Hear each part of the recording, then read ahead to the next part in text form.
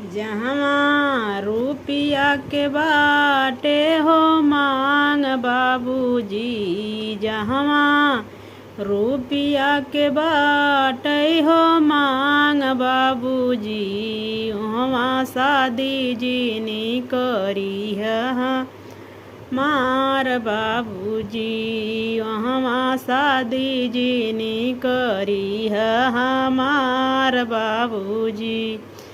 जहवा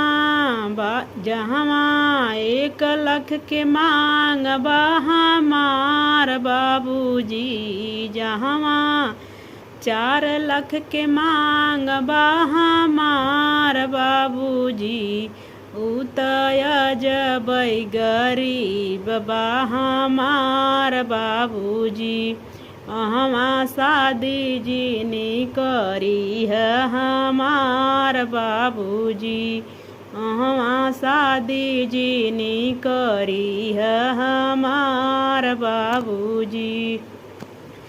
जहाँ परिवार के बाटे अत्याचार बाबूजी, जहाँ परिवार के बाटे अत्याचार बाबूजी, वहाँ शादी जीनी करी है मार बाबूजी, वहाँ शादी जीनी करी है हमार बाबूजी।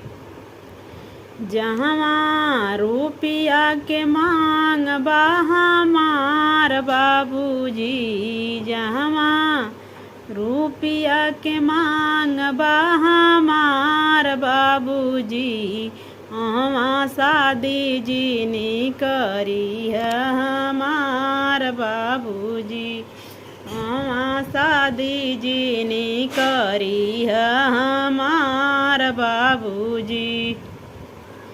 जहाँ सिकड़ी के मांग बा हमार बाबूजी, जहाँ सिकड़ी के मांग बा हमार बाबूजी, वहाँ शादी जीनी करी है हमार बाबूजी, वहाँ शादी जीनी करी है हमार बाबूजी।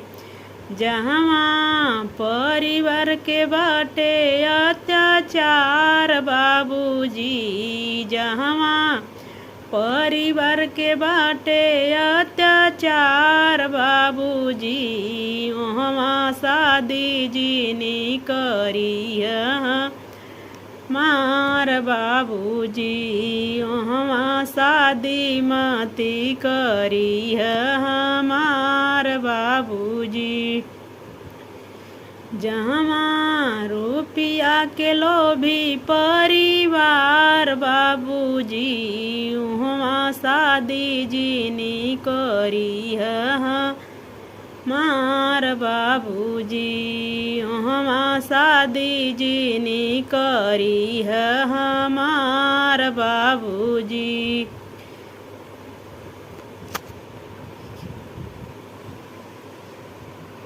जहाँ बेटा बेचत है परिवार बाबूजी, जहाँ बेटा बेचत है नी हो परिवार बाबूजी, ओ त बहुत गरीब बा हमार बाबूजी, ओ त बहुत गरीब बा हमार बाबूजी, वहाँ शादी जीनी करी है हमार बाबूजी, वहाँ शादी जीनी करी है हमार बाबूजी।